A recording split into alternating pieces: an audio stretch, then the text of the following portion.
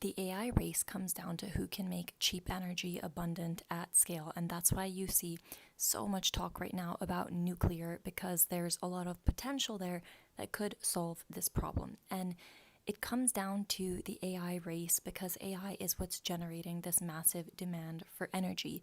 It's sort of, you could say, an artificial need for energy. In the past, I've been asked on this channel about China, and I do not invest in China, not because I don't think Chinese startups have a lot of potential or because the Chinese government isn't like doing a lot of investment and R&D in deep tech, but it's because I don't understand China and I don't speak Chinese. I'm not focused on that market.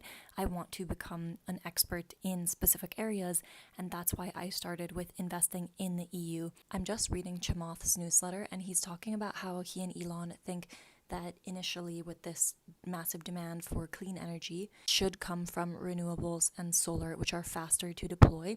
But then he actually goes into some of the things that China is doing in regards to renewables, and I wanted to share it with you. So the first thing he says is that China installed more solar capacity from 2023 to 2024, 278 gigawatts, than the US has installed for all time, which is 177 gigawatts. The next thing he says is that of all the new solar and wind facilities being built around the world, roughly 2/3 are in China. China has also crossed over 50,000 kilometers of ultra-high voltage lines to move energy cross-country. The US has almost none. In 2021, China also produced over 85% of all solar cells. And I can attest to this. A lot of the solar technology comes from China, even for US residents.